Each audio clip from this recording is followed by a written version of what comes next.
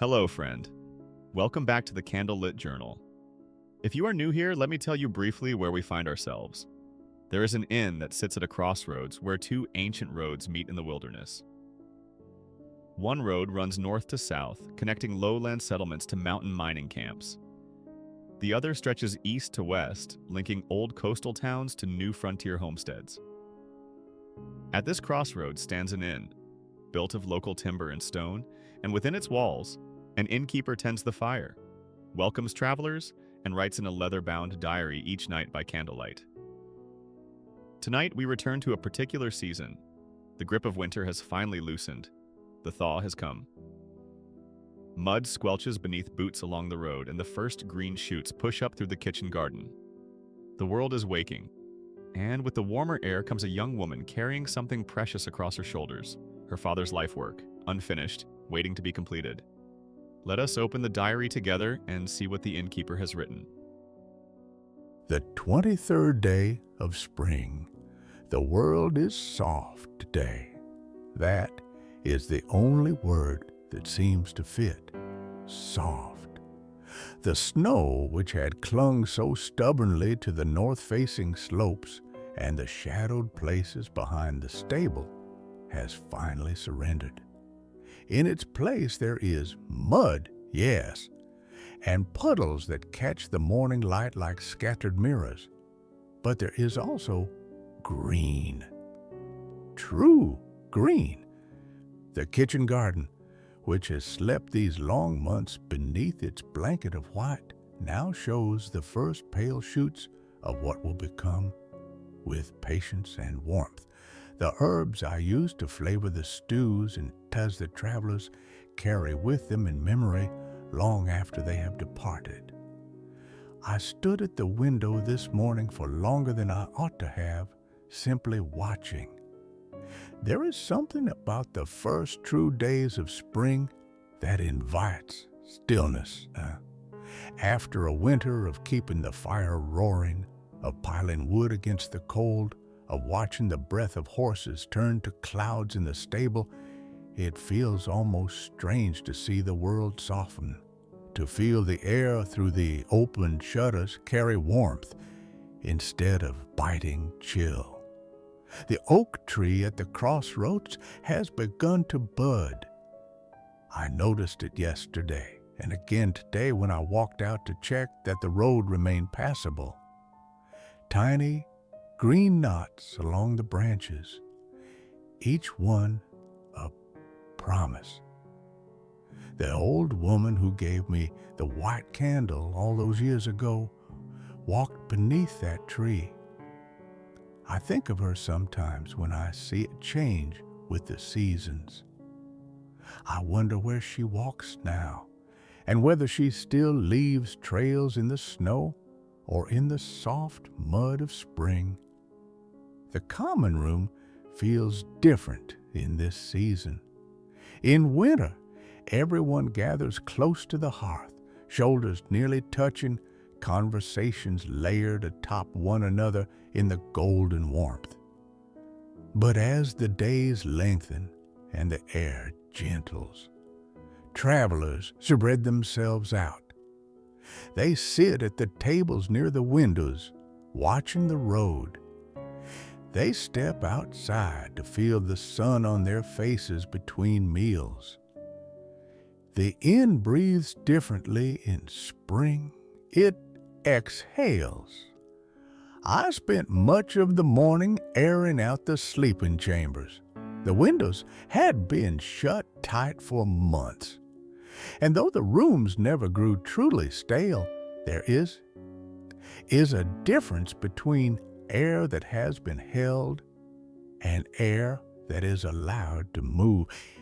I opened each shutter in turn, letting the breeze pass through, carrying with it the faint green scent of thawing earth and the distant bird song that has returned to the oak tree's branches. The birds arrived 3 days ago, first one, then several, then a whole congregation of them, chattering amongst themselves as if catching up on all the news they had missed. during their winter wandering. I do not know where they go when the cold comes. I have heard travelers speak of lands far to the south, where the trees never lose their leaves and the rivers never freeze. Perhaps that is where the birds spend their winters, telling stories of the crossroads to their southern cousins. Perhaps they return each spring with new tales to sing. I find I have missed their singing. The winter was not silent, certainly. There is always sound here. The crack and settle of the fire, the creak of floorboards as guests shift in their sleep, the wind against the shutters. But birdsong is different. It asks nothing of you. It simply offers itself, like the warmth of the sun or the smell of bread baking in the clay oven. Speaking of bread, I baked this morning. The flour stores held well through the winter, and a merchant who passed through last week brought fresh yeast from one of the lowland villages. I made 3 loaves, round and golden, the crust crackling as I tapped it to test for doneness. The sound filled the kitchen like a small, satisfying drum. I set 2 aside for whatever travelers might arrive today, and sliced the 3rd for my own breakfast, spreading it thick with the last of the autumn honey. Honey is a treasure I do not take for granted. The beekeeper who supplies me, a weathered man with hands that move slow and sure around his hives, has been coming to the crossroads for 7 years now. Each autumn he arrives with jars sealed with wax, each one holding the essence of whatever flowers his bees favored that season. Last year's honey tastes of wild flowers and something faintly like lavender. I ration it carefully, making each jar last through the cold months, so that even in the depths of winter, I can taste a memory of summer. The taste of that honey on fresh bread this morning, with the spring breeze drifting through the window and the birds singing in the oak tree, was perhaps the finest breakfast I have had in months. I expect travelers today. The roads are passable now, and after a winter of waiting, people are eager to move. I have seen this pattern repeat itself each year since I took over the inn from my father. The first weeks of true spring bring a rush of movement, as if the whole world has been holding its breath and finally lets it out in one long exhale of journeys begun and destinations sought. The stable has been cleaned and fresh straw laid down. The root cellar, though growing emptier now at winter's end, still holds enough potatoes, carrots, and turnips for a hearty stew. I have herbs drying above the mantel and dried meat curing in the chimney smoke. We are ready. Whoever comes, they are welcome here. That has always been the promise of this place, and it is a promise I intend to keep. The 24th day of spring. She arrived just as the afternoon light began to slant golden through the windows. I had been in the kitchen checking on the stew I'd started that morning when I heard the creak of the front door. This is not unusual. Travelers come and go at all hours, and the door is never barred during daylight. But something about the quality of the silence that followed made me wipe my hands on my apron and walk out to the common room. She stood just inside the doorway, as if uncertain whether to come further. A young woman, perhaps 25 summers, perhaps fewer. Her traveling clothes were worn but well-made, the kind of garments crafted for durability rather than fashion. Mud caked the hem of her skirt and the soles of her boots. Her hair, a rich brown that caught the light, had escaped its braid in several places, loose strands framing a face that held both exhaustion and something else. Determination, perhaps, or hope. Sometimes they look the same, but what caught my attention most was what she carried.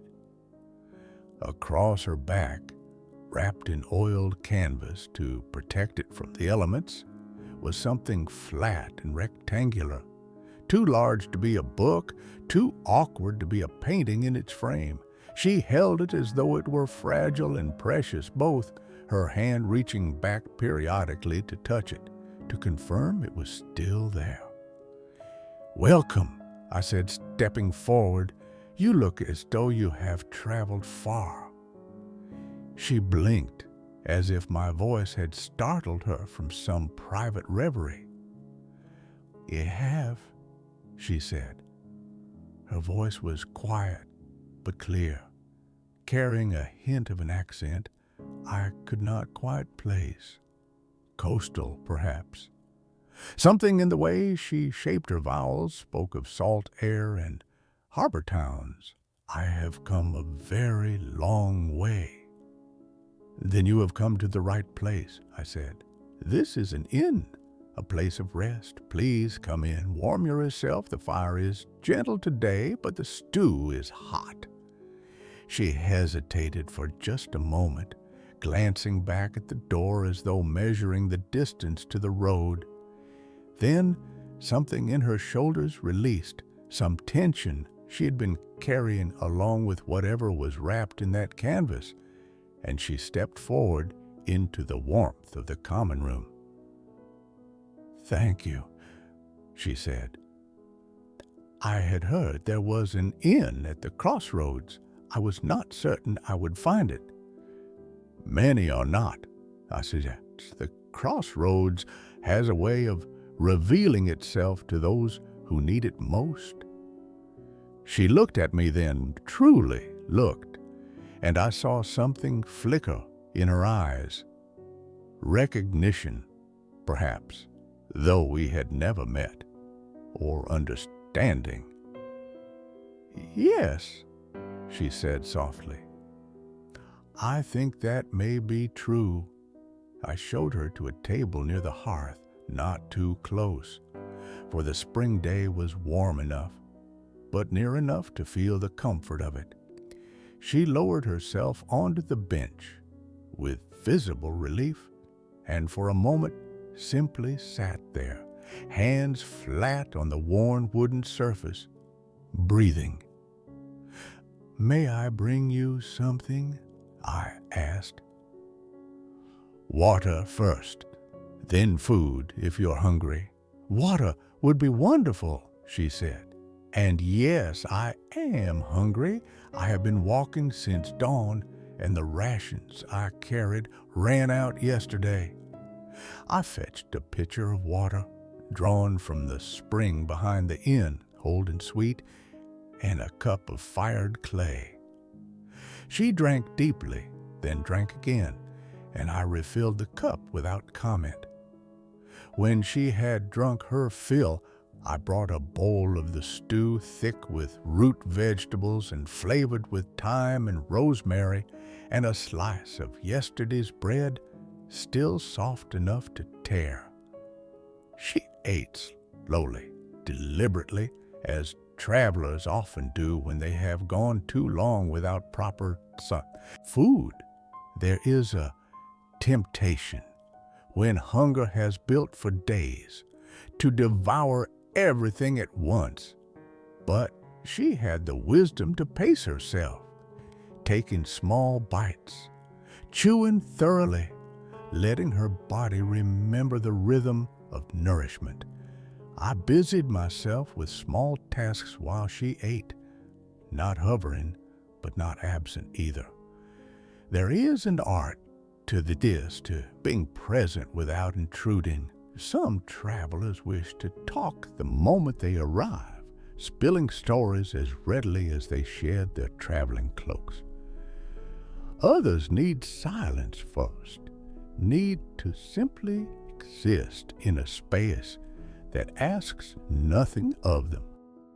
I have learned to read the signs and respond accordingly. When her bowl was nearly empty and the bread reduced to crumbs, she looked up at me with clearer eyes than she had possessed when she first entered. "I am sorry," she said.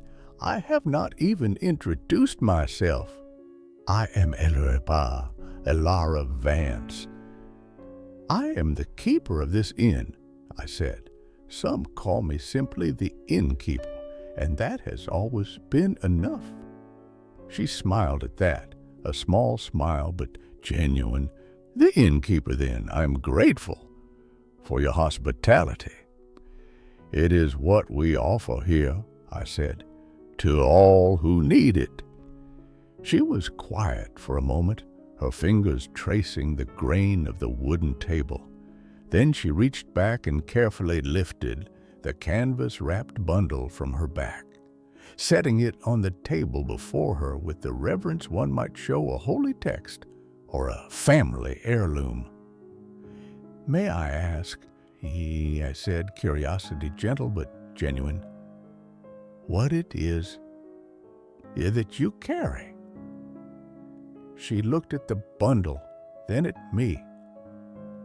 "My father's work," she said, "his life's work, in fact, unfinished." Slowly, carefully, she unwrapped the oiled canvas, folding it back to reveal what lay beneath.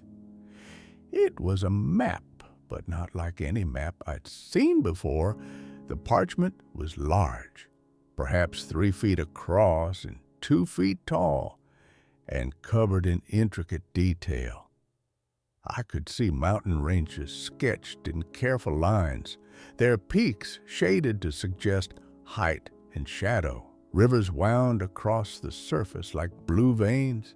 Forests were indicated by tiny, precise symbols of trees. And roads, dozens of roads, traced paths across the landscape in faded ink, but there were gaps, sections of the map where the detail gave way to blank parchment. The eastern edge, I noticed, was particularly incomplete. The coastline suggested, but not defined. The harbor towns unnamed. And to the west, the frontier.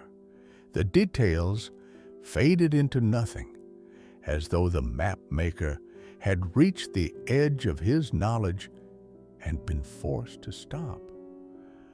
"My father was a cartographer," Elara said, her voice taking on the quality of someone speaking of the beloved dead. "He spent 30 years traveling these lands, recording what he saw, every road, every river, every village and farmstead. He wanted to create a complete map of the region, something that anyone could use to find their way." She paused, her fingers hovering over the parchment but not quite touching it. "He died 2 winters ago," she continued, "before he could finish. Had been working on this map since before I was born. It was his great purpose. And when he passed, he left it to me. I studied the map, noting the places that had been filled in with such care and the places that remained empty. "You are trying to complete it," I said. "Yes." She nodded, a fierce light coming into her eyes. "I have traveled to the places he never reached. I have spoken with merchants and sailors and shepherds, anyone who knows the roads and the landmarks. Slowly, I have been filling in the blanks." She pointed to a section on the southern edge of the map where neat new lines joined the older, faded ones. "This I added last autumn. A shepherd in the lowlands drew me a diagram of the hills where he grazes his flocks. And here She indicated a stretch of coastline to the east. A fisherman's wife described the harbors where her husband sails. It is a remarkable undertaking, I said, and meant it. It is all I have left of him, Elara said simply. This map and the task of finishing it. I looked at the canvas again, at the blank spaces waiting to be filled, and something stirred in my memory. A man who had sat at this very hearth years ago speaking of roads and rivers and the importance of knowing where one was in the world. But that is a thought I will hold close for now. The hour grows late, and Elara has retired to one of the private chambers upstairs. She paid with a coin minted in a coastal city I have never heard of, and I did not question it. Her money is as good as any, and her story has reminded me of something I had nearly forgotten. The white candle burns on the mantel, as it has since that first winter. Tonight, I could swear its flame leaned toward the door just before she entered, as if it knew she was coming. The 25th day of spring. The weather holds, and with it, more travelers have arrived. This morning brought a tinker, a man perhaps 50 years of age, with a cart full of tools and a talent for repairing things that others would discard. He arrived just after dawn, his small horse weary, but well cared for, and asked if he might set up in the courtyard for a few days. In exchange for room and board, he offered to repair anything that needed fixing. I showed him the hinge on the stable door that had been squeaking all winter, and the crack in the iron pot I use for the larger stews. He nodded at each, making notes in some private ledger of his mind, and set to work with a cheerfulness that seemed at odds with his weathered appearance. His name is Willem, and he has been traveling the roads for 30 years. Started as a smith's apprentice, he told me over breakfast, his hands wrapped around a mug of herbed tea. But I didn't have the strength for the heavy work, so I learned the lighter arts, fixing kettles, sharpening knives, mending what's broken. There is honor in that, I said. There is necessity in it, he replied with a smile. People always have things that need fixing. As long as there are pots to mend and hinges to oil, there will be work for the likes of me. Elara joined us for breakfast, her map carefully stored in her chamber, but clearly never far from her thoughts. She listened to Willem speak of his travels, and I watched her eyes sharpen when he mentioned the roads he had walked. You have been to the northern mining camps? She asked, leaning forward slightly. Many times, Willem said. The miners are hard on their tools. Good business for a tinker. The roads through the mountains, Elara pressed. Do you know them well? Willem scratched his chin thoughtfully. Well enough. There are 3 main passes and a handful of smaller trails that only the locals use. Why do you ask? Elara hesitated, then seemed to make a decision. She excused herself, returned moments later with the map, and unrolled it on the table between them. Willem's eyes widened. Well now, he breathed, that is something. My father made it, Elara said, but as you can see, the northern sections are incomplete. He never made it through the high passes. Willem studied the map with the careful attention of a man who understood the value of precise knowledge. His finger traced the roads he recognized, pausing at gaps and blank spaces. "Here," he said, tapping a spot where the mountains began to rise on the parchment. "There should be a road here. It's newer, built perhaps 8 years ago to bypass the old pass that collapsed in an avalanche." "A new road," Elara repeated, her voice catching slightly. "My father would have wanted to include it." "And here," Willem continued, moving his finger northward, "the mining camp at Stonewarton. Your father has marked the old camp, but it moved 3 years past. The new one is further east, nearer to the fresh veins they discovered." Elara produced a thin charcoal pencil from her pocket, and with Willem's guidance, began to add careful notes to the margins of the map, not permanent additions, not yet, but references that she could verify and incorporate later.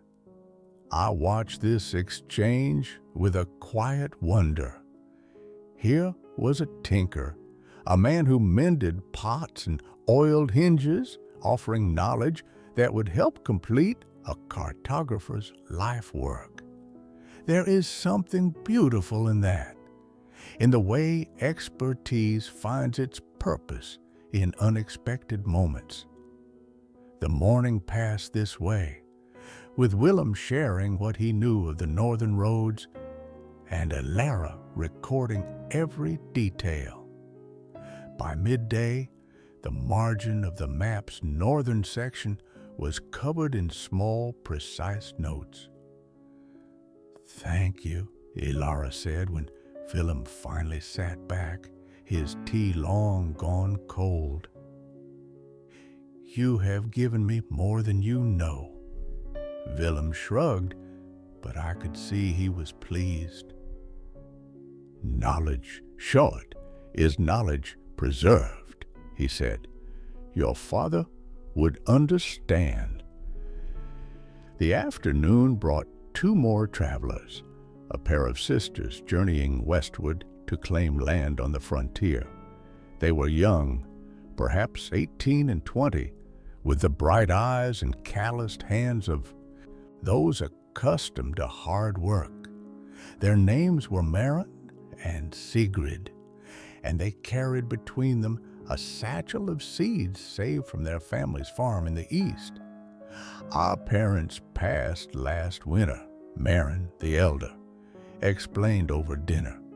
"The farm went to our brother, as is custom, but he gave us a share of the seed stock and his blessing to start anew."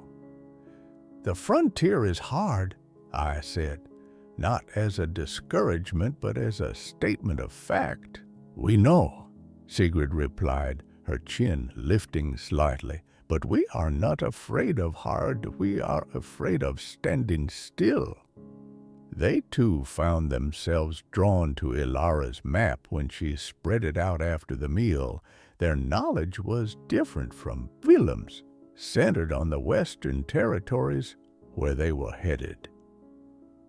"Our uncle traveled west 10 years ago," Maren said, studying the blank spaces on the map's left edge. "He wrote letters home describing the land. The river here," she pointed to a thin blue line that faded into nothing, "continues west for another 3 days' journey before it joins a larger waterway. And there are settlements, small ones, not marked on any map we've seen." "Settlements," Elara repeated, her pencil poised. "Homesteads mostly," Sigrid added, "but one has grown into a proper village. They call it Haven's Rest. Our uncle's letters mentioned it often. And so the map grew again, not with permanent ink, but with the ghosts of additions to come. Each traveler who passed through seemed to carry a piece of the puzzle, a fragment of knowledge that, when combined with others, would help complete the picture Elara's father had begun so many years ago. I find myself thinking about maps tonight, about the way they try to capture something as vast and ever-changing as the world onto a flat piece of parchment. It is an impossible task in some ways. The world shifts and grows. Roads are built and abandoned. Rivers change their courses over decades. Villages rise and fall. No map can ever be truly complete because the thing it represents refuses to stand still. And yet, there is value in the attempt, in the effort to record what is known so that others might find their way. Elara's father understood this. He spent his life walking the roads and transcribing what he saw, knowing that his work would never truly be finished, but believing it was worth doing nonetheless. Perhaps that is true of all the worthwhile endeavors. We build knowing our buildings will someday crumble. We plant knowing our gardens will one day return to wildness. We write knowing our words will fade. But the building, the planting, the writing, these things matter in themselves, regardless of their permanence. The fire has burned low, and my hand grows tired. Tomorrow will bring what it brings. The 26th day of spring rain today. Not the heavy, driving rain of autumn storms, but a gentle spring rain that patters against the roof like fingertips tapping a drum. The world outside is wrapped in gray, and the travelers who had planned to depart this morning have decided to stay another day. I do not mind.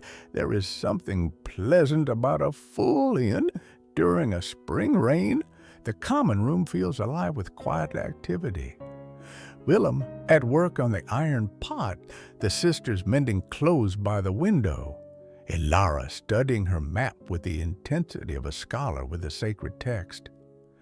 A new traveler arrived at mid-morning, ducking through the door with rain dripping from his wide-brimmed hat. He introduced himself as Aldrich, a historian from one of the eastern cities, and when he learned what Elara was attempting, his eyes lit with an enthusiasm that seemed almost comical in its intensity. "A comprehensive map of the region," he said, settling onto a bench across from her, with barely a glance at the stew I set before him. "Your father was Matthias Vance, yes. I have heard his name in certain circles, a cartographer of considerable skill." Elara looked up surprised. "You knew of him?" "Of his work, yes. I never had the pleasure of meeting him in person, though I tried. I sent a letter once, years ago, asking if I might consult his maps for a historical treatise I was writing. He replied that his work was not yet complete enough to share, but that he hoped someday it would be." "That sounds like him," Elara said softly. "He was always waiting for someday."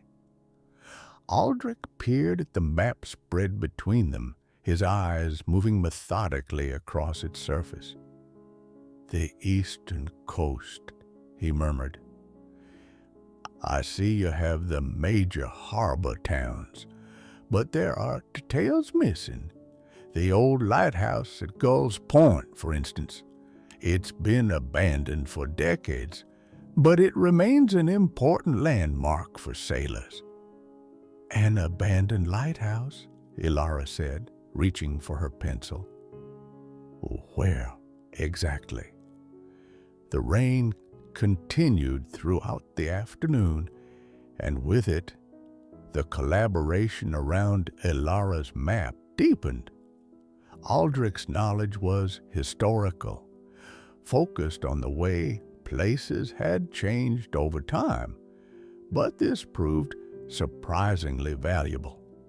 He knew where old roads had once run before being reclaimed by forest. He knew the locations of ruins that no longer appeared on contemporary maps, but that travelers still used as landmarks. History, his geography, are not so different, he explained to the gathered group as evening approached. Both are attempts to understand space. Geography asks where things are now. History asks where they were and why they changed. And cartography, Elara added, tries to hold both in a single image. Precisely, Aldrich agreed. A good map is not just a record of the present. It is a conversation with the past and a gift to the future. I thought of my father as he said this, of the inn he built, and the way it has changed and stayed the same over the years. The desk in my chamber where I write these entries, he built it with his own hands when I was a child. The clay oven in the kitchen, he shaped it from local earth. These things remain, even though he does not.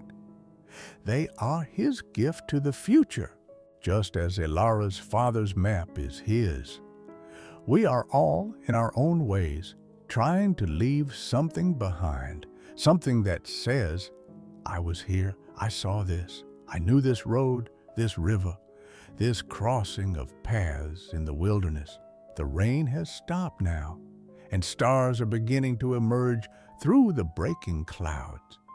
Tomorrow, the roads will be muddy, but passable, and some of my guests will continue their journeys. But tonight, the inn is full of quiet conversation and the smell of wet wool drying by the fire, and that is enough. The 27th day of spring, Willem departed this morning, his cart loaded and his small horse rested. He refused payment for the repairs he had made, saying that the food and shelter had been more than fair exchange. Instead, he left me a small gift, a metal hook he had fashioned from scrap, perfect for hanging pots above the fire. For the innkeeper who feeds the hungry, he said with a wink, and then he was off down the southern road toward the lowlands and the settlements that would need his skills. The sisters, Maren and Sigrid, left shortly after, their satchel of seeds secure and their spirits high despite the mud that would slow their westward journey. They promised to send word if they succeeded in establishing their homestead, though we all knew such promises are difficult to keep across such distances.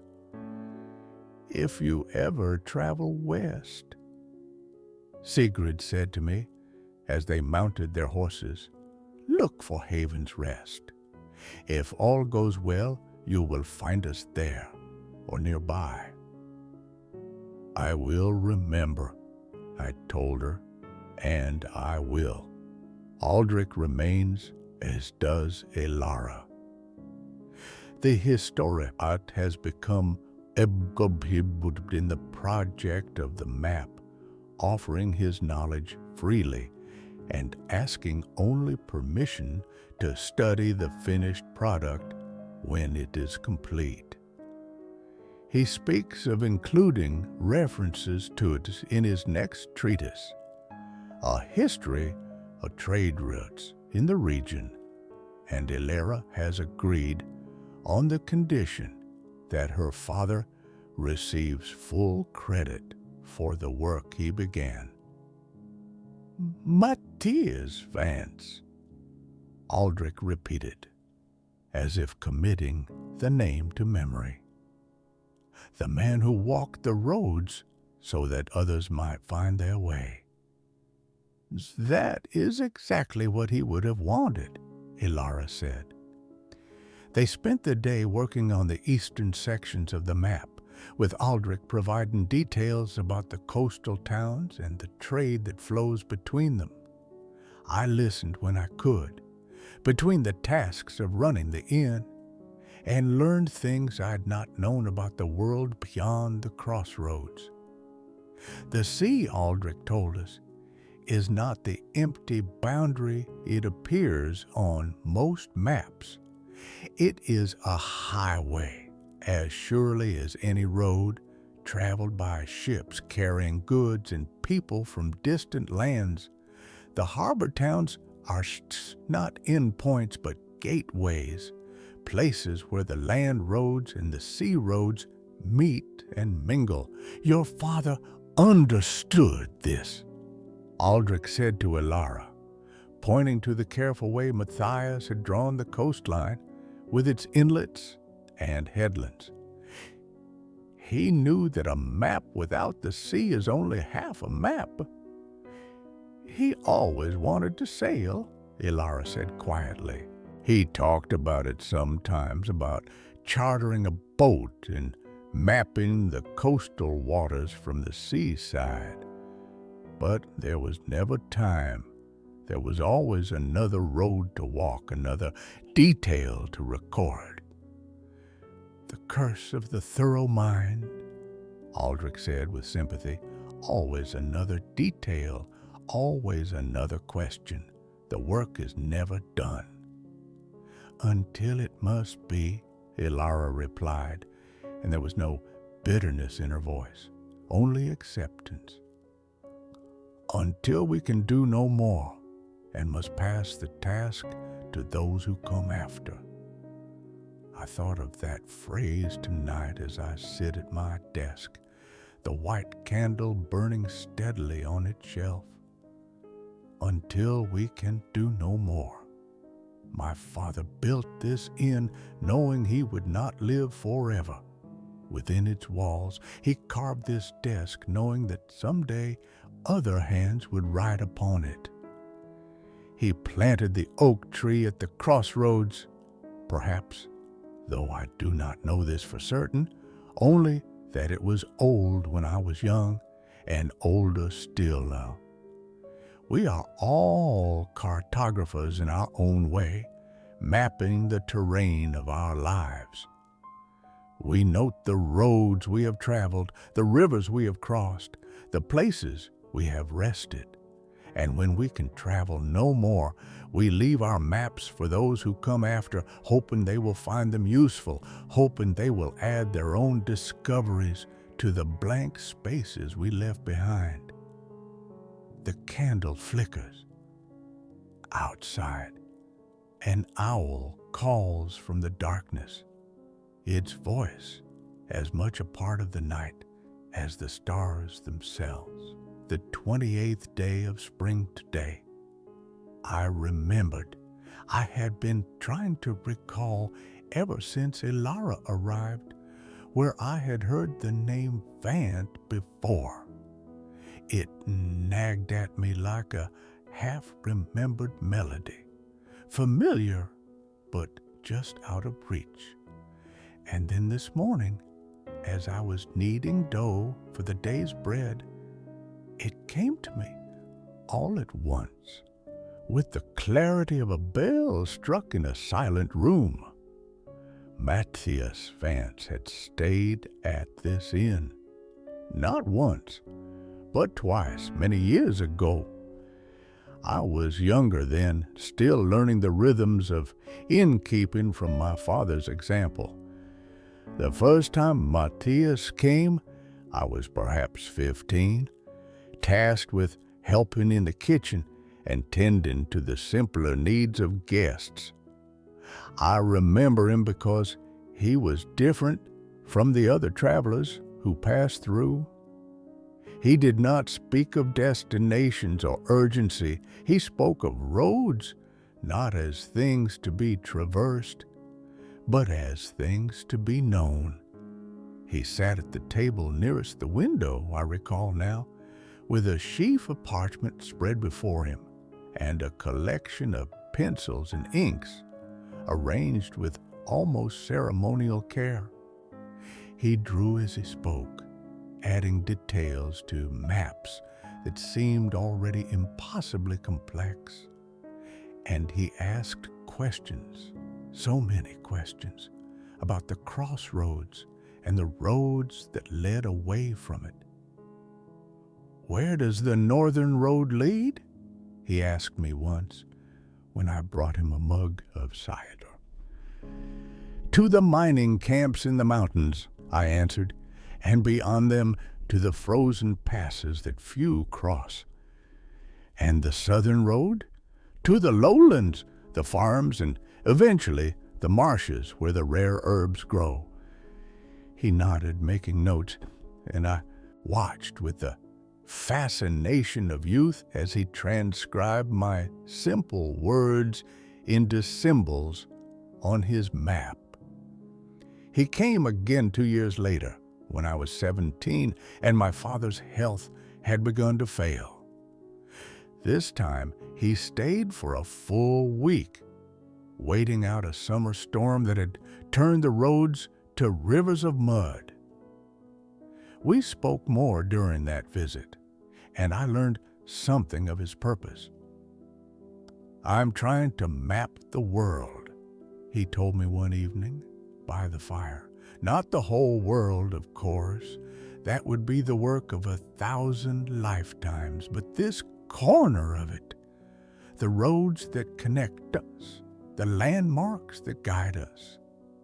I want to create something that will help travelers find their way." "A noble purpose," I said, though I did not fully understand it then. "It is a purpose," he replied with a smile. "Whether it is noble, I cannot say, but it is mine." I told Elara this morning. I found her in the common room, the map spread before her as it had been every day since her arrival, and I sat down across from her and told her what I remembered. She listened without interrupting, her hands resting on the edges of the parchment as if drawing strength from it. When I finished, her eyes were bright with unshed tears. "He spoke of this inn," she said quietly, "in his letters, in the stories he told me when I was a child.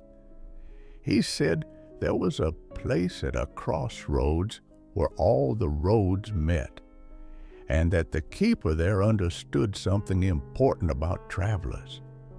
I did not know until now that he meant a real place. I thought it was a metaphor." "It is both," I said, "a real place and a metaphor. Perhaps all places are." She smiled at that, a fragile smile, but genuine. He would have liked that answer.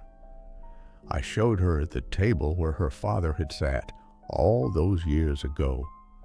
The wood is the same, worn smooth by generations of hands and elbows and ugs, set down after long days on the road. She ran her fingers over its surface, and I imagined her feeling the ghost of her father's presence in the grain. "He was here," she said, more to herself than to me. "He sat here, and he worked on this map, and he spoke with you." "He did," I confirmed, "and now you're here continuing his work. That seems to me a kind of completion in itself." She looked at me then, and I saw something shift in her expression.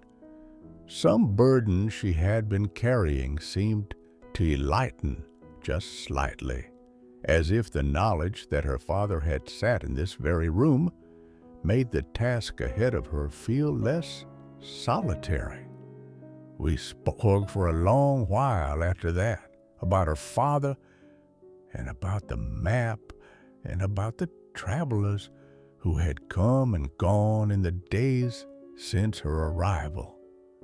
Willem with his knowledge of the northern roads, the sisters with their dreams of the western frontier, Aldrich with his historian's eye for the layered past. Each of them added something, Elara said. Each of them knew something my father never had the chance to learn. It's as if the map is drawing knowledge to itself. Perhaps it is, I said, or perhaps the crossroads is. This place has always been a gathering point, a place where paths converge before diverging again. It makes sense that knowledge would gather here too. She considered this, then nodded slowly. My father chose well then when he stopped here, twice. All travelers choose well who stop where they are welcome, I said, and all travelers are welcome here. The sun set in shades of rose and amber tonight, the clouds from yesterday's rain catching the light and holding it like cupped hands. Aldrich departed this afternoon, promising again to mention Matthias Vance in his treatise and to seek out any information that might help complete the map. If I learn anything useful, he told Elara, I will send word. Historians are good at remembering where to find the people. She thanked him and watched him ride away down the eastern road toward the coast and the cities where he makes his home. We are fewer now, but the inn does not feel empty. Elara remains, and with her, her father's map, and with the map, a sense of purpose that fills the rooms like the scent of baking bread. The 29th day of spring new travelers today, and with them, new knowledge for the map. The first to arrive was a woman named Thea, a healer traveling north to gather herbs that grow only in the high meadows as the snow melts. She wore her hair in a long braid that fell past her waist, and her pack was filled with pouches and jars, each labeled in a careful hand. The mountain herbs are potent, she explained over lunch, but they must be gathered at exactly the right time. Too early, and they lack strength. Too late, and the sun has burned away their virtue. Elara asked her about the northern roads, and Thea's eyes lit up. I have walked them for 20 years, she said. There are paths that no map shows, paths known only to those who gather and those who tend the high flocks. The afternoon was spent in a collaboration that reminded me of the days when Willem and the sisters had shared their knowledge. Thea drew small diagrams on scraps of parchment, showing the routes she used to reach her gathering grounds, and Elara incorporated them into the margins of the map with notes about what grew along each path. Here, Thea said, pointing to a blank area on the map's northern edge, there is a spring, cold and clear. It rises from the rock at the base of a cliff.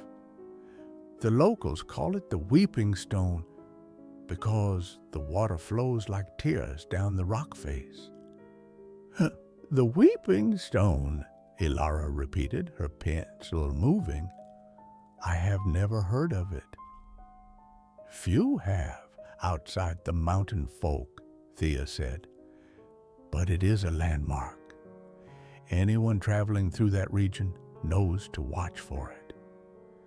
Later, as evening approached, a second traveler arrived, a young man named Corvin, barely 20, traveling south to study at a monastery in the lowlands. He was earnest and eager, with the boundless energy of youth, and he carried with him a journal filled with his own observations of the roads he had traveled. "I started keeping records 6 months ago," he told us, spreading his journal open on the table beside Elara's map. Distances between landmarks, notable features, the conditions of the roads. I thought it might be useful, though I did not know how. "It is useful," Elara said, her voice warm. "Very useful indeed." Corvin's notes were rough, but detailed, covering stretches of the southern road that Elara's father had only sketched in broad strokes. Together, they spent the evening comparing his observations to the map, adding notes and corrections where his experience differed from the original cartography. I watched these collaborations with a sense of wonder that has not diminished since the first day. Each traveler who passes through seems to carry exactly the knowledge that the map requires. It is as if the crossroad itself is conspiring to help Elara complete her father's work, drawing to this place the people who can fill in the blank spaces. Perhaps that is fanciful thinking. Perhaps it is simply coincidence, or the natural result of positioning an inn at a junction where travelers of all kinds must pass. But I have learned over the years not to dismiss the fanciful too quickly. This place has always held a certain quality of the unexpected, the white candle that burns without diminishing, the old woman who walked on snow, the way certain travelers arrive at exactly the moment they are most needed. I do not understand these things. I am not sure I am meant to. My role, as I understand it, is simply to keep the fire burning and the doors open, to welcome those who come, and to trust that the crossroads knows its business. Thea and Corvin have retired to the upper chambers, and Elara sits alone at her father's map, adding the final notes from the day's conversations. The candle burns steadily on the mantel, and outside, the spring night is alive with the sounds of things waking from their winter sleep. Tomorrow will bring what it brings, but tonight, the inn is at peace, and that is enough. The 30th day of spring. I found something strange today, and I am not sure what to make of it. I was cleaning the common room this morning, as I do each day, sweeping the flagstones and straightening the benches.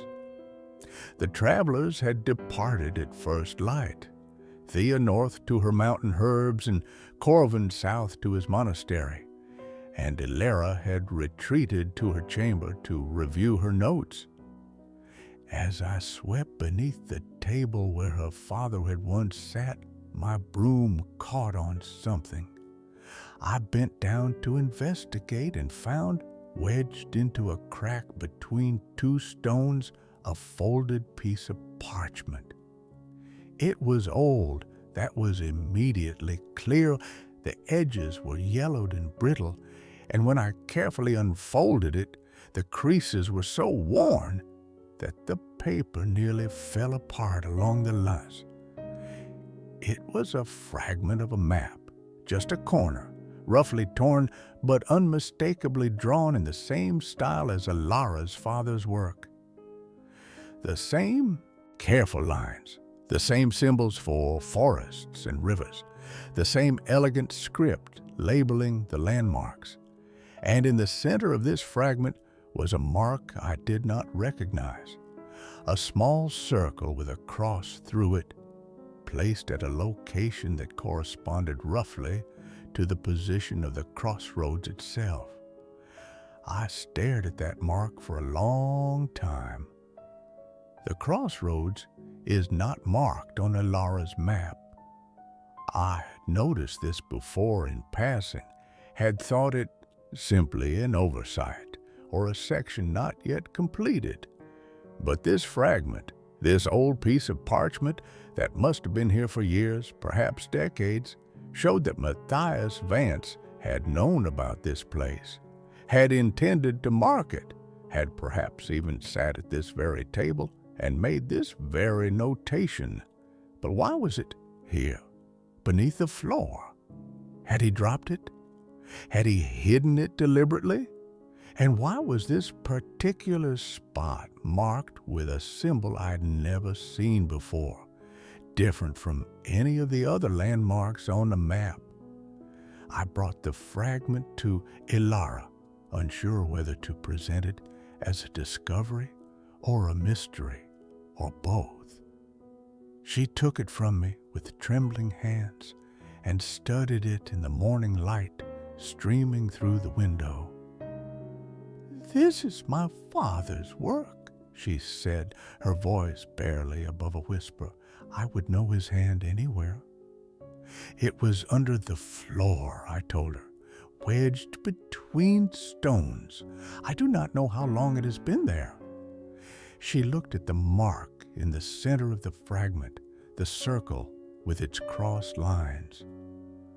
"I have seen this symbol before," she said slowly, "in my father's notes. He used it rarely, only for places as he considered significant, not just geographically, but in some other way." "What other way?" She hesitated. "He never explained fully. He called them crossing points, places where things come together, where the boundaries are thin." I thought of the old woman who had given me the white candle, the way she had walked on top of the snow, the blessing she had spoken over this place, welcome them all. "The crossroads," I said. "Yes." Elara looked up at me, her eyes searching my face. "My father believed some places in the world are special, not just because of what they are, but because of what they represent: crossings, transitions, points where paths converge and choices are made. And he marked this place as one of them. It seems so." She looked down at the fragment again, then at the larger map spread across the table. "This piece must have been part of the original work before he tore it away. I wonder why he removed it." I did not have an answer for her, but I thought again of the candle on the mantel and the way it had leaned toward the door before Elara arrived. The way travelers seemed to find this place even when they were not looking for it. The way knowledge gathered here, pooling like water in a basin. Perhaps Matthias Vance understood something about this place that I'm only beginning to glimpse. Perhaps that is why he came here twice, and why his daughter found her way here now, carrying his unfinished work. Elara has decided to include the crossroads on her map. She will use her father's symbol, the circle with the crossed lines, to mark it. "It belongs here," she said. "Whatever else this place is, it is a landmark. People should know where to find it." I agreed, though I wonder if people do not already know. If the roads themselves do not guide travelers here when they need a place of rest, a chance for salvation. The afternoon passed quietly. Elara worked on the map, carefully transferring the information from the fragment to its proper place on the larger parchment. I watched for a time, then returned to my duties, but my thoughts kept circling back to the symbol, the crossing point, the thin boundaries between one thing and another. The candle burns, the fire settles. Outside the wind carries the scent of green things growing. The first day of summer, the season has turned. I mark it not by the calendar alone, but by the quality of the light, the warmth of the air, the way the world seems to exhale and stretch itself toward the sun. Elara has been here for 9 days now. In that time, her father's map has grown substantially, the blank spaces filling with details gathered from every traveler who passed through. The northern mountains with their new roads and relocated camps, the western frontier with its emerging settlements, the eastern coast with its harbors and Anden lighthouses, the southern lowland towns with their hidden springs and gathering paths, and at the center of it all, newly marked, the crossroads, the place where all the roads meet. She has decided to leave today. The decision came to her this morning, she said, as she watched the sunrise from her window. The map is not finished, she told me over breakfast, but it is closer than it has ever been. And there are places I need to go myself to see with my own eyes. The Western Territories, the Southern Marshes, the places where the blank spaces still remain. You could stay longer, I offered, though I knew, even as I said it, that she would not. I could, she agreed, but the road is calling. I can feel it, the way my father must have felt it his whole life, the need to move, to see, to record. The map wants to be finished, and I am the one who must finish it. She spent the morning preparing for her journey, packing her supplies and carefully rolling the map into its protective canvas. When she was ready, she came to find me in the common room. I want to thank you, she said, for the hospitality, yes, but for more than that, for remembering my father, for finding that fragment, for being here at this crossroads, keeping the fire burning. It is what I do, I said. Yes, she agreed, and that is why it matters. She pressed something into my hand before she left, a small leather pouch weighted with coins. I tried to refuse, but she shook her head. Not payment, she said, a gift for the next traveler who cannot afford a warm bed and a hot meal. Welcome them in my name, as you welcomed me.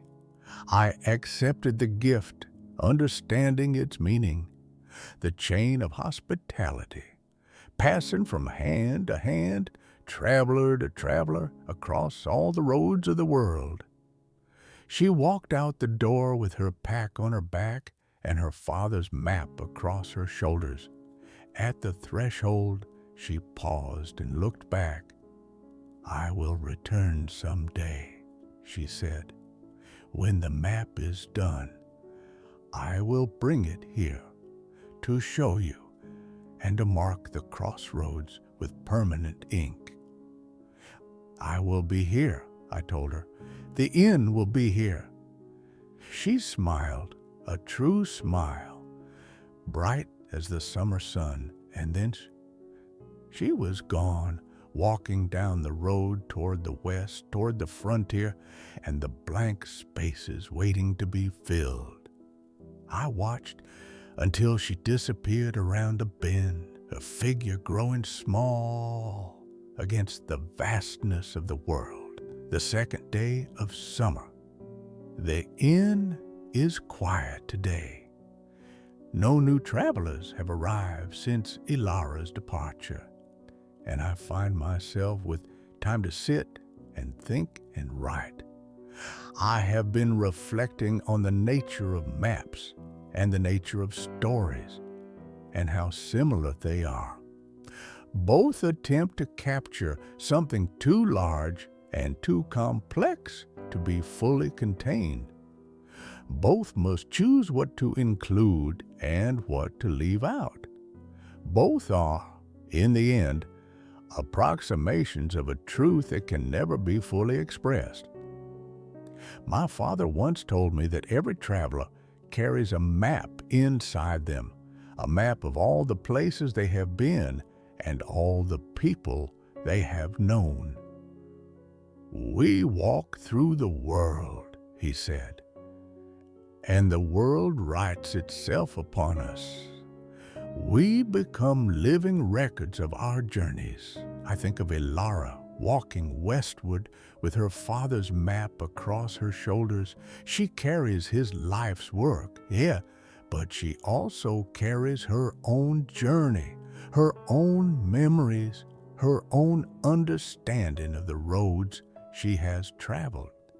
When she adds to the map, she is adding not just geographical knowledge, but a piece of herself, a record of who she was in the moment of discovery.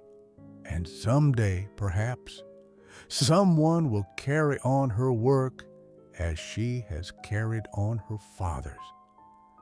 The map will pass to new hands, and those hands will add new details, and the document will grow and change and evolve, always incomplete, always reaching toward a wholeness it can never quite achieve. This is not a tragedy. It is the nature of all living things, all worthwhile endeavors. We strive for completion, knowing we will never reach it. We work toward goals that recede before us like the horizon, and the striving itself, the working itself, becomes the meaning. I think of the inn and all the travelers who have passed through its doors over the years. Each one left something behind, even if only a memory. Each one took something with them, even if only a warm meal and a night of rest. They are all recorded here in these pages. In this diary I write each night by candlelight. I am a cartographer too, in my own way. I map the crossroads not in space, but in time, recording the travelers who pass through and the stories they carry. My father began this work just as Matthias Vance began his. And someday, perhaps, someone will continue it after me. The white candle burns on the mantle. It has burned for years now, since the old woman placed it there, and it shows no sign of diminishing. I do not understand how this is possible, but I have stopped questioning it. Some things are not meant to be understood, only accepted. The candle is a beacon. It calls to travelers in the darkness, guiding them toward shelter and rest.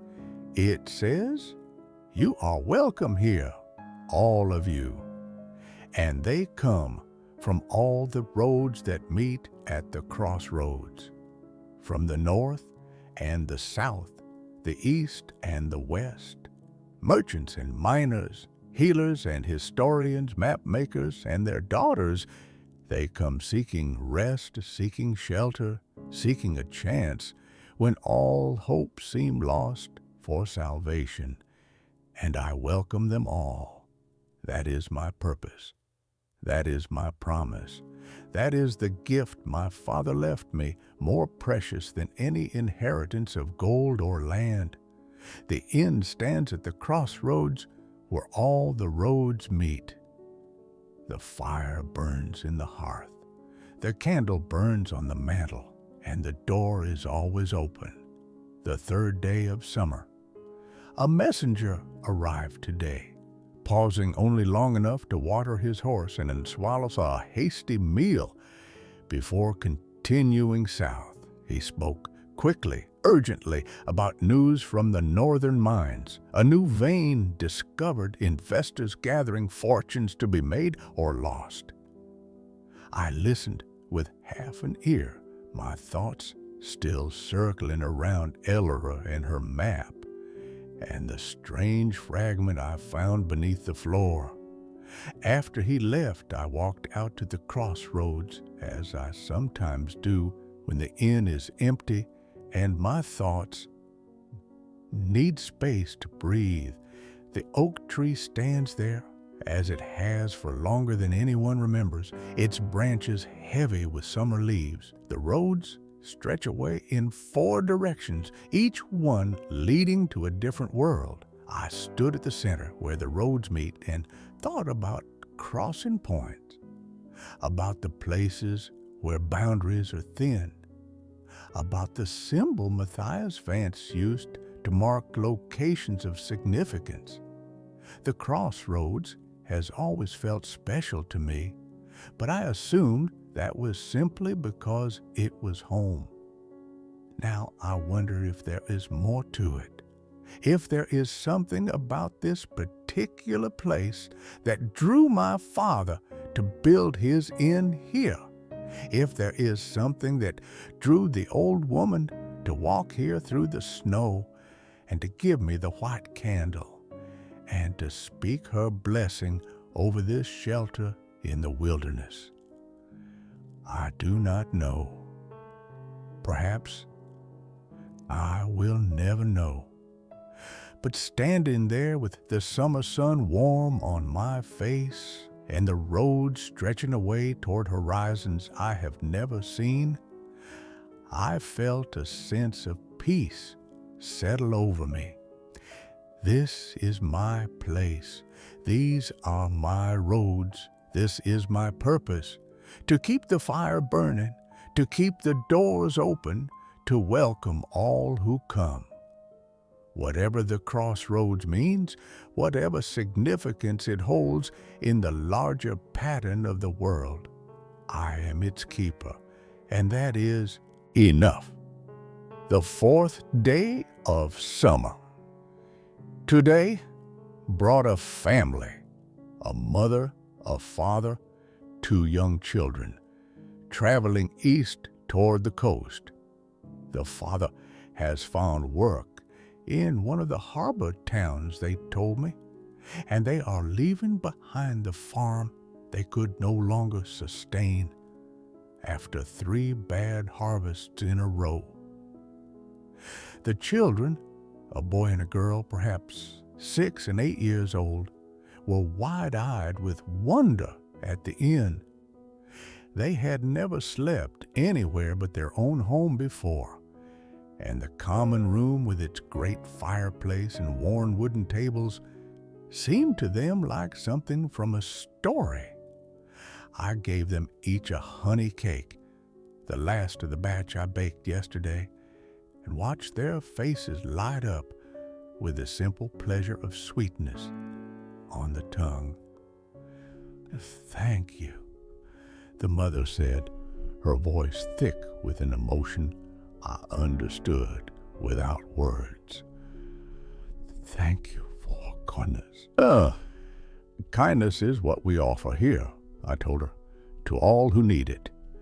They could not afford the private chambers, but I set them up in the common room with blankets and pillows, giving them the corner nearest the hearth. The children fell asleep almost immediately, exhausted by the day's travel, while their parents sat in quiet conversation, their voices too low for me to hear, but their tone speaking of worry and hope in equal measure. I brought them stew and bread for supper and did not ask for payment. There will be time for that tomorrow, or the day after, when they are rested and their spirits restored.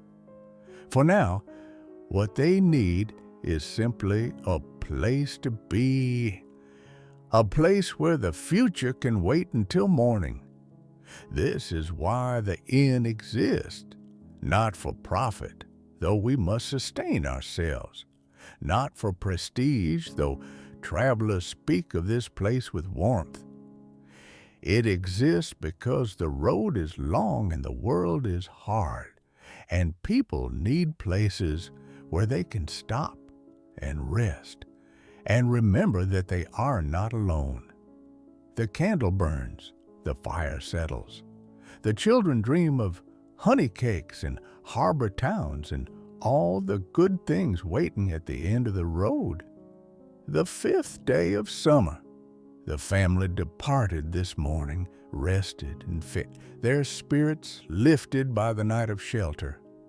The mother pressed a few coins into my hand, less than the cost of the food they had eaten, but I thanked her as if she had paid in gold. Safe travels, I told them. May the road rise to meet it you. And may you always have travelers to welcome, the father replied, a blessing I received with gratitude. I spent the afternoon in the garden tending the herbs that have grown tall and fragrant in the summer warmth. The thyme needs cutting back, and the rosemary has spread beyond its borders.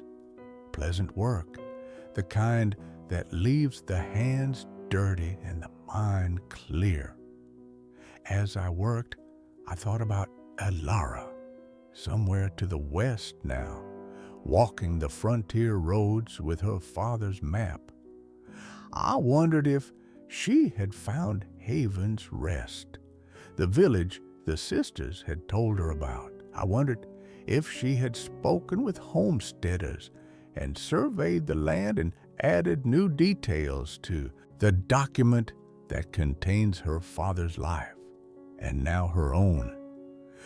I wondered if she thought of the crossroads and of the nights she spent here, and of the travelers who shared their knowledge so freely.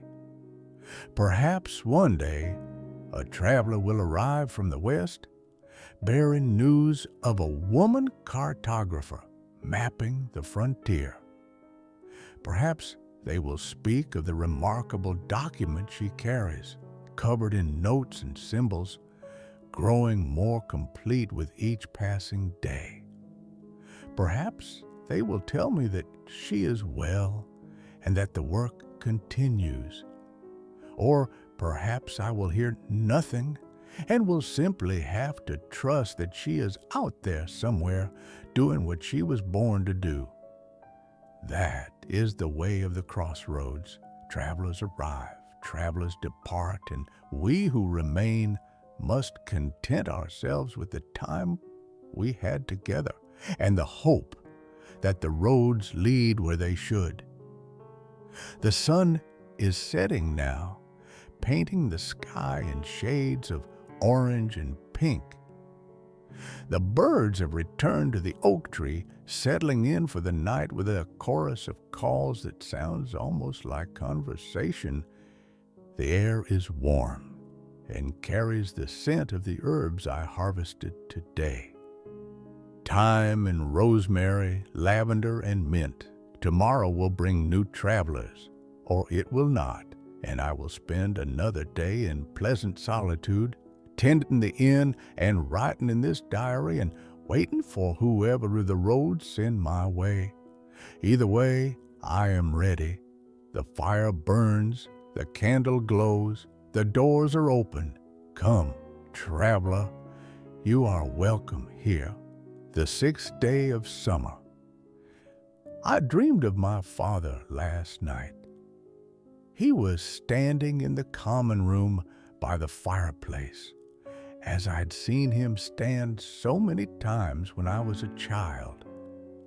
The fire was burning brightly, and the white candle, though I do not think it existed during his lifetime, sat on the mantel just as it does now.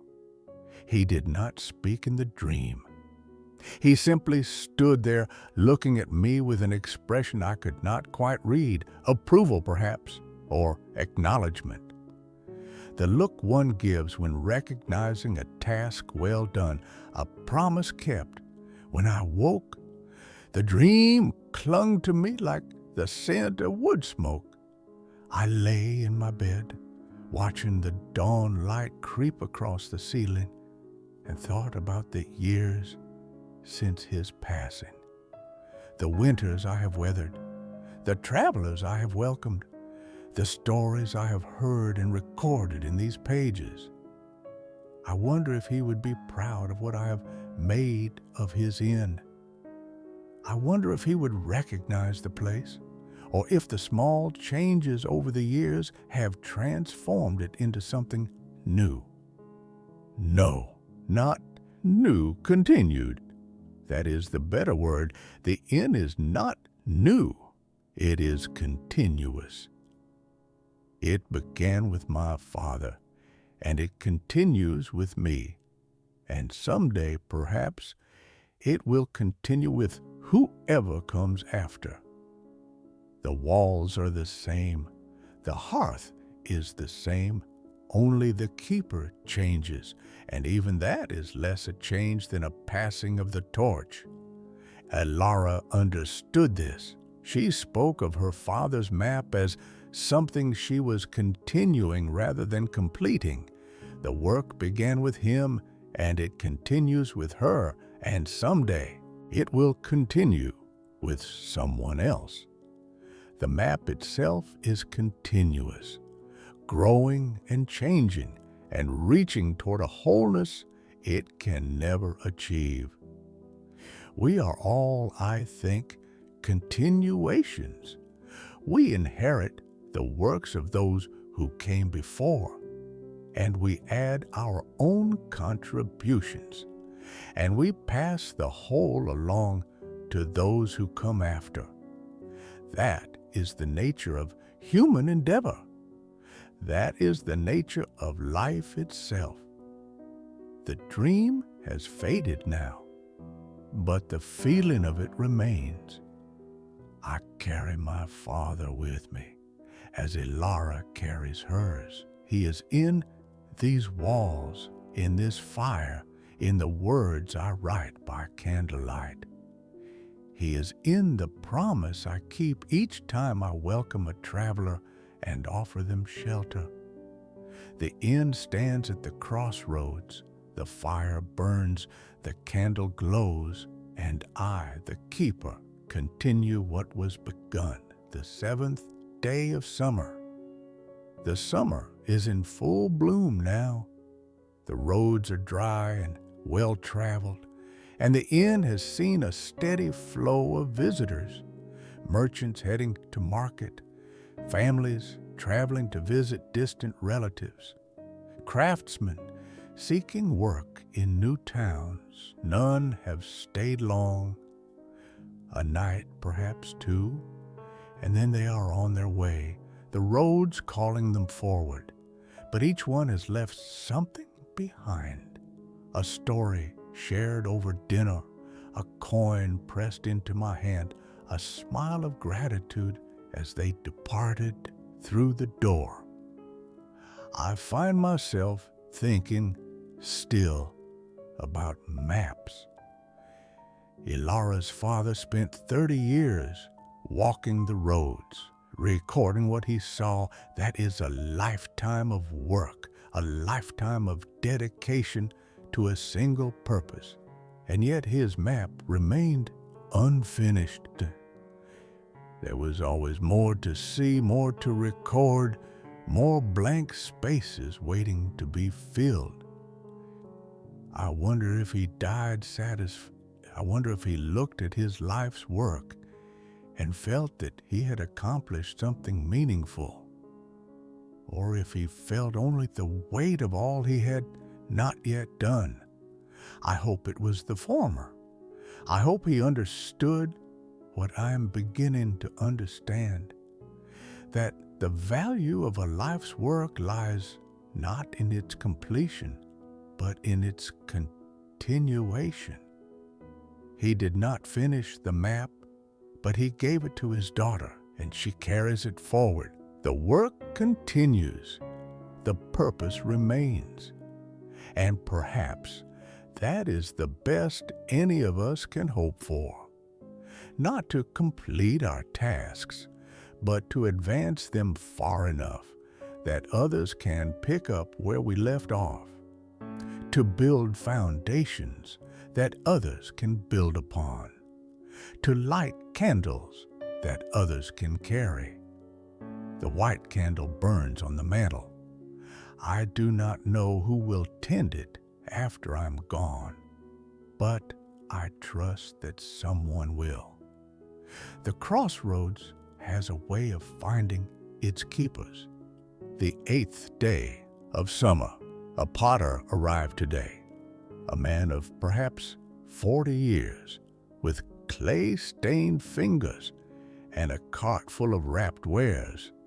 His name is Gavin, and he travels a regular circuit between the lowland settlements and the mountain villages, trading his pottery for goods he cannot produce himself. Iron from the northern forges, herbs from the high meadows, wool from the shepherds who graze their flocks on the slopes. He is a quiet man, thoughtful in the way of those who spend long hours at solitary work. But when I asked him about his craft, his eyes lit up with a passion that transformed his weathered face. The clay remembers everything, he told me over the supper, his hands cradling a cup of warm cider. Every touch, every pressure, every moment of attention or inattention. You cannot hide from the clay. It shows you exactly who you were when you shaped it. I thought of the diary beneath my hands, the pages that hold my words, and understood what he meant. Writing is like that too. The words on the page reveal something of the writer, something that cannot be hidden or disguised. We pour ourselves into our work, and the work becomes a record of who we were. Gavin showed me some of his pottery after the meal, unwrapping pieces from the wool and straw that protected them during travel. Bowls and cups, plates and pitchers, each one unique despite their functional similarity. Some were glazed in deep blues and greens, like forest pools beneath summer canopy. Others were left natural, the warm brown of the clay speaking for itself. This one, he said, holding up a small bowl with a subtle swirl of color across its surface, I made during a thunderstorm. The air was charged with something, and I could feel it in my hands as I worked. The clay knew it too. You can see it in the pattern. I looked at the bowl and saw what he meant. There was something restless in its design, something that spoke of energy contained and released. The storm had left its mark, invisible but present in the very substance of the object. We are all shaped by our circumstances, Gavin continued, setting the bowl down gently. The clay, the potter, the weather of the day, none of us exist in isolation. We are made by everything that touches us. I thought of Elara, shaped by her father's legacy, of the travelers who had contributed to her map, each one shaped by the roads they had walked, of myself, shaped by this inn, this crossroads, the countless guests who had passed through and left their marks upon me. We are all being made constantly by the world around us. And in turn, we make the world, shaping it with our hands and our words, word and our presence. It is a continuous exchange, a conversation between self and circumstance that never ends. Gavin departed the next morning, his cart loaded and his horse rested. He left behind a small cup as payment, one of the blue glazed ones that reminded me of deep water. I set it on the shelf in the kitchen, where it catches the light through the window and glows like a captured piece of skier the 9th day of summer. The heat has arrived in earnest now. The air shimmers above the roads at midday, and travelers who arrive at the afternoon do so with faces flushed and throats parched. I have begun drawing extra water from the spring, keeping it cold in the root cellar ready for whoever might need it. Today brought a pair of merchants, brothers from the eastern coast, traveling west to investigate opportunity on the frontier. They were jovial men, quick to laugh and quicker to argue, their disagreements more performance than conflict. I gathered that they had been traveling together for years, building a trade network that now stretched from the harbor towns to the inland markets. The West is where the future lies, the elder brother Marcus declared over dinner. The coast is too settled, too established. A man cannot make his fortune where all the fortunes have already been made. The West is full of risk, his younger brother Julian countered. Uncertain supply lines, unpredictable customers, roads that wash out in the spring rains. Risk is opportunity wearing different clothes, Marcus replied with a grin. You just have to learn to recognize it. They debated through the evening, their arguments covering everything from trade routes to tariffs to the quality of frontier lumber. I listened with interest, learning more about the economics of distant regions than I had known before. The world beyond the crossroads operates on principles I rarely consider: supply and demand, profit and loss, the delicate calculations that determine whether a venture succeeds or fails. And yet, beneath all their talk of business, I sensed something else, a bond between brothers that no amount of disagreement could break. They argued because they trusted each other, because they knew their relationship could withstand the friction. It was, in its own way, a kind of love.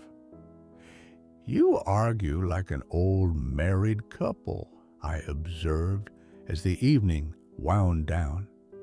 They looked at each other and laughed, the sound echoing through the common room. We have been traveling together for 20 years, Julian said. If we did not argue, we would have nothing to talk about. The arguments keep us sharp, Marcus added. Each time he challenges my ideas, I have to think more carefully about them. Each time I challenge his, he does the same. We are better merchants because of it. And worse company, Julian said, rolling his eyes. And worse company, Marcus agreed cheerfully. They departed the next morning, continuing westward toward the frontier and whatever opportunities or risks awaited them there. I watched them go, still bickering about something, their voices carrying back along the road until distance swallowed them. The inn felt quieter after they left. Their energy had filled the space in ways I only noticed when it was gone. Such is the nature of travelers. They bring their worlds with them, and they take those worlds away when they leave. What remains is a memory, a trace, an absence, shaped by their presence. The 10th day of summer. I spent today in contemplation of ordinary things. The wood grain of the tables, worn smooth by years of hands and mugs and plates. The way the light falls through the windows at different hours, golden in the morning, white at noon, amber in evening. The sound of the fire, always slightly different depending on the whoosh. Yews, oak crackles, pine hisses, birch burns with a soft and steady whisper. These are the textures of my life, the small details that make up the fabric of each day. I do not always notice them. They have become so familiar that they recede into the background of awareness. But today, for some reason, I found myself paying attention. The flagstones of the floor are not uniform. Some are darker than others, cut from different parts of the hillside quarry where my father gathered them. Some bear the marks of ancient creatures, shells and whorls pressed into the stone when the world was young and the hills were beneath the sea. I have walked across these stones 10,000 times, and until today I had forgotten to wonder at them. The herbs above the mantel have dried to perfect brittleness, ready to crumble at a touch and release their fragrance into whatever dish I prepare. I hung them there at the end of last summer, bundles of thyme and rosemary, lavender and sage. They have watched over the common room through autumn and winter and spring, slowly surrendering their moisture to the air, becoming concentrated versions of themselves. Everything changes, everything transforms. The herbs that were green are now brown. The wood that was trees is now tables and chairs. The stones that were mountains are now floors. We take the world apart and reassemble it into the shapes we need, and in doing so, we make it ours. And yet the world remains itself. Beneath all our transformations, the stone remembers being a mountain. The wood remembers being a tree. The herbs remember being plants growing in the summer garden, reaching toward the sun. We change things, but we do not destroy them. We participate in an ongoing process of becoming, of which we ourselves are also part. I am not the same person who opened this inn 13 years ago. The experiences of those years have changed me.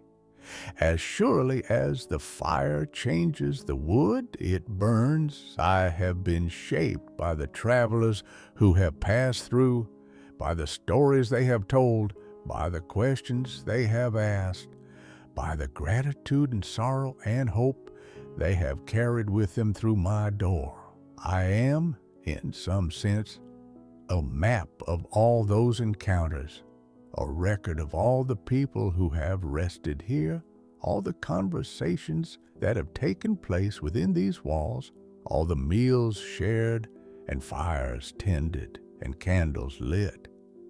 I carry them with me, as Elara carries her father's map, and they make me who I am the 11th day of summer.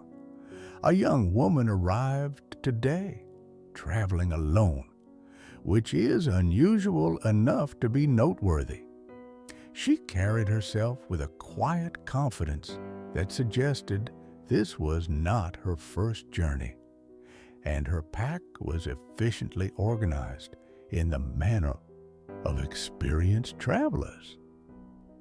Her name is Saren, and she's a star reader, a practitioner of the ancient art of finding meaning in the patterns of the night sky. She travels from town to town, offering her services to those who wish to know what the stars might reveal about their lives or their futures.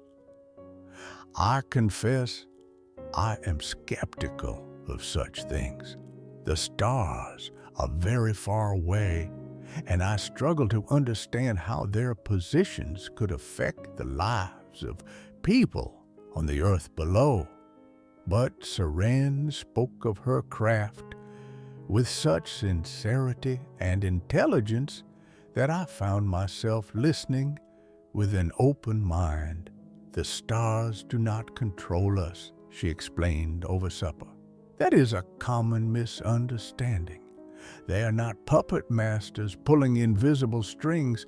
They are more like mirrors, reflecting patterns that exist within us and around us. When I read the stars, I'm not predicting the future. I am revealing what is already present, what the person already knows but has not yet seen." "That sounds more like wisdom than prophecy," I observed. She smiled. "Perhaps they are the same thing, wearing different clothes?" After the meal, she asked if she might go outside to observe the sky. The night was clear, the stars burning bright above the crossroads, and she stood for a long while beneath the oak tree, her face tilted upward, her eyes moving across the constellations with the practiced ease of one who knows the heavens as well as I know the roads. When she returned to the inn, her expression was thoughtful. "There is something unusual about this place," she said. "The stars above the crossroads behave strangely. I felt a chill that had nothing to do with the night air." "What do you mean?" "I am not certain," she admitted. "It is as if the sky here is slightly different from elsewhere. The patterns are the same, but the relationships between them feel altered, as if this place exists at a slight angle to the rest of the world." I thought of the old woman who had given me the white candle, of Matthias Vance's symbol for crossing points, of the sense I sometimes have that the boundaries here are thin, that the inn stands at a place where things meet and mingle in ways that do not happen elsewhere. "I have heard similar things before," I said carefully. "A historian spoke of this place as significant. A cartographer marked it with a special symbol on his map." Seren nodded slowly. "I'm not surprised. Places like this attract attention from those who know how to look. They are rare and valuable and often misunderstood." "What makes them special?" I asked. She considered the question for a long moment before answering. "I do not know for certain, but I believe they are places of potential, places where possibilities are more fluid than elsewhere. The decisions made here carry more weight. The paths that diverge here lead to more different destinations than paths that diverge in ordinary places." "A crossroads," I said. "Yes," she agreed, "a crossroads in more ways than one." She stayed 2 nights, spending each evening beneath the stist, mapping their positions and noting their movements. On the morning of her departure, she pressed a small rolled parchment into my hands. "A star chart for this location," she said. "I have never made one quite like it. The patterns here are unique, as I said. Perhaps someday someone will understand what they mean." I unrolled the parchment after she had gone and studied the symbols she had drawn. They meant nothing to me, these arrangements of dots and lines representing the lights that burn in the darkness above. But I have kept the chart, rolled carefully, and stored in the drawer of my desk. Perhaps, as Serena said, someone will someday understand, and if not, it is still a record, a marking of what was observed here at the crossroads by a woman who read the stars. The 12th day of summer. The longest day of the year has come and gone, and now the balance tips slowly toward autumn. The change is not yet visible, not in the green of the leaves or the warmth of the air. But I feel it nonetheless, a subtle shift in the quality of the light, a quiet acknowledgement that nothing lasts forever. I have been thinking about time. Time moves strangely at the crossroads. The days pass with their regular rhythm, sunrise to sunset, meal to meal, traveler to traveler. And yet, when I look back over the years, they seem to have flowed together into a single, continuous present. The end exists in a perpetual now, always the same and always different, like a river that is never the same river twice. The travelers who pass through experience time differently. For them, the crossroads is a moment, a brief pause in journeys that stretch across weeks or months or years. They arrive, they rest, they depart, and the crossroads becomes a memory, a point on the map of their lives that they may or may not ever revisit. But for me, the crossroads is not a moment. It is the whole of my life, or nearly so. I have spent more years within these walls than I have spent anywhere else. The inn is not a point on my journey. It is the destination, the place where I have chosen to stand while the world moves around me. And yet, I do not feel stagnant.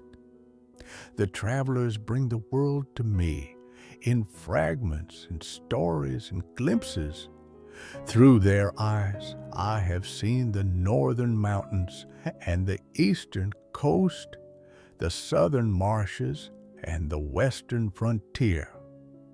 Through their words, I have lived lives I could never have lived myself, walked roads I will never walk, met people I will never meet.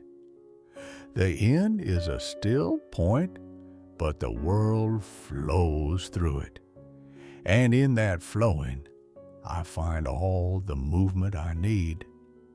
The 13th day of summer, a puppeteer arrived today, a small, wiry man named Tobias, with a cart full of carved wooden figures.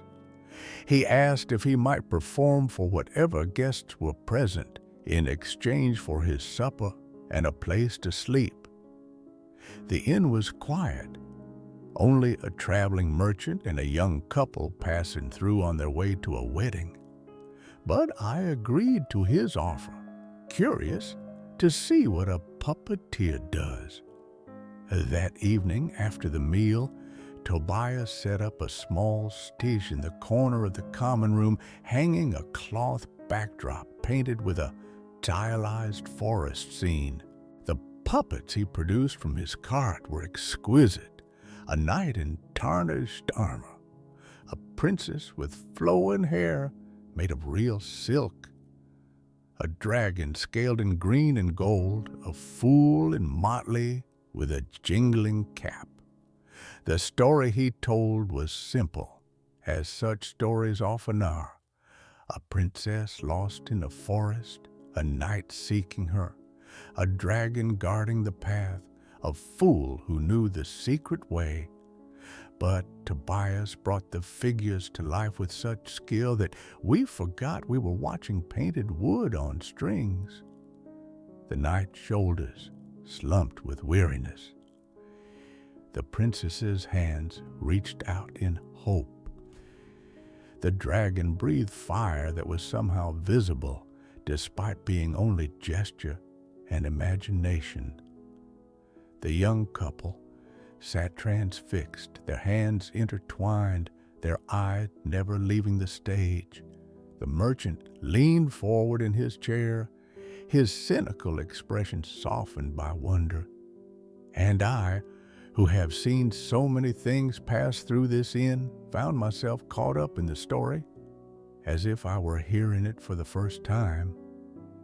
When it was over, when the knight had found the princess, and the dragon had been befriended rather than slain, when the fool had revealed himself to be a wizard in disguise, we sat in silence for a long moment.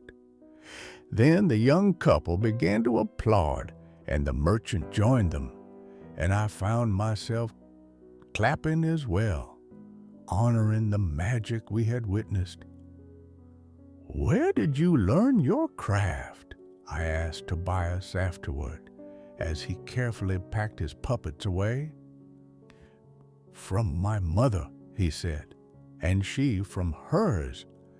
The puppets have been in our family for 5 generations. Each of us adds new characters, new stories, but the old ones remain." He held up the knight, its painted face somehow solemn in the candlelight. "This one was carved by my great-great-grandmother. His name is Sir Valor, and he has rescued princesses and fought dragons for over 100 years. 100 years?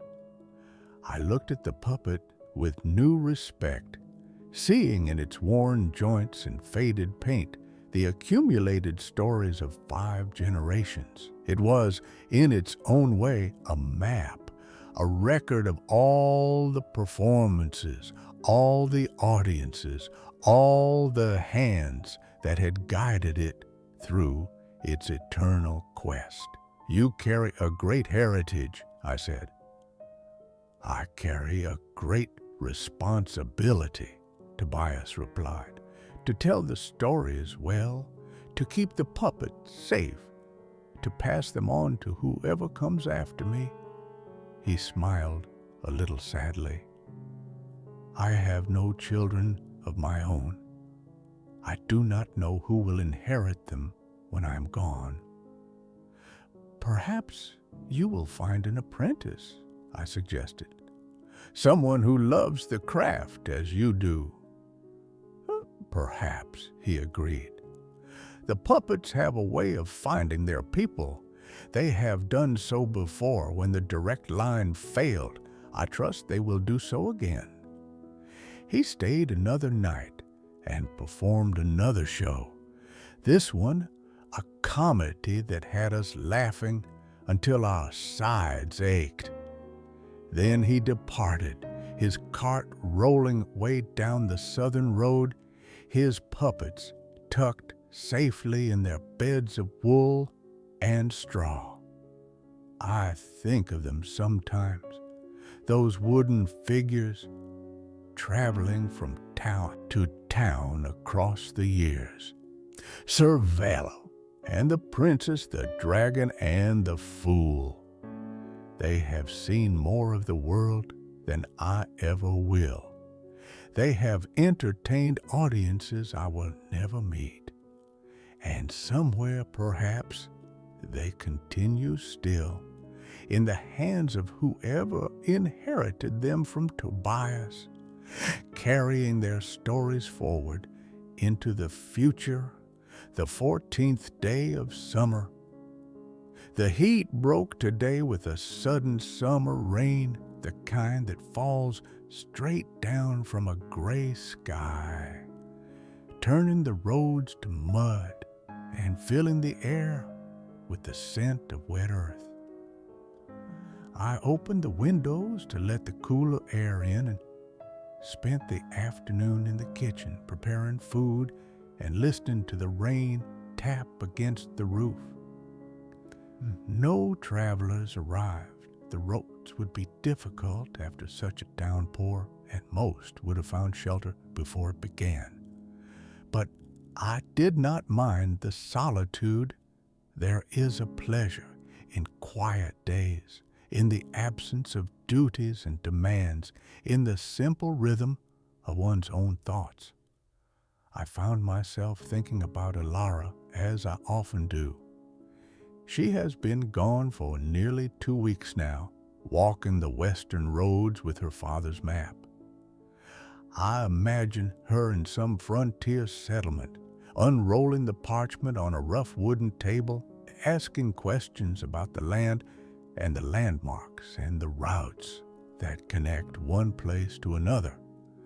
I imagine her pencil moving, adding notes, filling in blanks, carrying forward the work that means so much to her. I hope she is well. I hope the roads have been kind to her, the weather favorable, the people she meets generous with their knowledge. I hope she finds what she is looking for, though I suspect she will discover, as her father did, that what she is looking for cannot be fully found. The map will never be complete. There will always be more to learn, more to record, more blank spaces waiting. And yet she will continue anyway, because the work itself has value regardless of its completion, because each detail added is a gift to those who will use the map in the future, because the act of trying to understand the world, even imperfectly, is one of the noblest things a person can do. The rain has stopped now, and the evening light filters through the clouds in shafts of gold and amber. The world outside is washed clean, the dust of summer rinsed away, the colors bright and fresh. Tomorrow the roads will dry, and travelers will begin to move again, and the inn will fill with voices and stories and the beautiful chaos of human connection. But tonight, in the quiet after the rain, I am content to sit alone with my thoughts and my candle and the gentle settling of the fire. The 15th day of summer. I received a letter today. This is unusual enough to be noteworthy. The crossroads does not see much correspondence, and what little arrives is usually for travelers who have asked to have messages forwarded here. But this letter was addressed to me, in a hand I did not recognize, posted from somewhere in the Western Territories. I opened it with curiosity and a touch of apprehension, uncertain what news might be contained within. The letter was from Elara. She wrote that she had reached Haven's Rest, the frontier village the sisters had told her about. The journey had been long but uneventful, the roads clear and the weather cooperative. She had found the settlement thriving, larger than she had expected, and the people there had been eager to share their knowledge of the surrounding territory. Her father's map was growing, she wrote. Each day brought new details, new corrections, new additions to the document that represented his life's work, and now hers. The western regions, which had been largely blank, were filling in with roads and rivers, settlements and landmarks. It was slow work, painstaking work, but she found herself happier than she had been in years. There is something healing in this, she wrote. in walking the roads my father walked and seeing what he saw. I feel close to him here, closer than I have felt since he died. When I add a detail to the map, I imagine him nodding in approval. When I correct an error, I imagine him laughing at the mistake. He is with me, in a way, in every line I draw. She wrote that she planned to continue westward, toward the edge of the settled lands, where the roads gave way to wilderness and the blank spaces on the map were widest. She did not know how long she would be gone, perhaps months, perhaps longer. But she promised again to return someday, to show me the completed map and to mark the crossroads with permanent ink. "Thank you," she wrote at the end of the letter, "for remembering my father, for welcoming me when I arrived weary and uncertain, for being the keeper of the crossroads, and for keeping the fire burning for all who need its warmth. I carry the memory of your inn with me, a point of light in the vast unknown. Wherever I go, I will always know the way back." I read the letter 3 times, then folded it carefully and placed it in the drawer of my desk, beside Serene's star chart and the fragment of map I found beneath the floor. These objects form a collection of sorts, artifacts from travelers who have passed through and left something of themselves behind. The inn is filling with memories. They accumulate like dust, like years, like the rings of a tree. Each one adds to the substance of this place, making it richer, deeper, more layered with meaning. Someday, perhaps, someone will come who can read these memories, who can see the full pattern of all the lives that have touched this crossroads. For now, I simply gather them and hold them and write them down in these pages by candlelight. The white candle burns on the mantel. I do not know who will tend it after I am gone, but I trust that someone will. The crossroads has a way of finding its keepers. And here, friend, we must pause. The innkeeper has set down his pen for the night, and the candle continues to burn on its shelf, as it has burned since the mysterious old woman placed it there all those years ago. Elara walks the western roads now, her father's map growing fuller with each passing day. The crossroads remains where it has always been, at the junction of the 4 roads, waiting for whoever the world sends its way. If you found comfort in this story, if these words helped ease you toward rest, then they have served their purpose. That is all any story can hope to do, to offer a moment of peace in a restless world. Thank you for spending this time with me here at the inn. If you enjoyed your stay, perhaps you might leave a small token of appreciation. A like, a subscription, a word shared with a friend who might need a quiet place to rest. And if you find yourself traveling again some evening, when the fire burns low and the world feels large and uncertain, know that the inn is always here.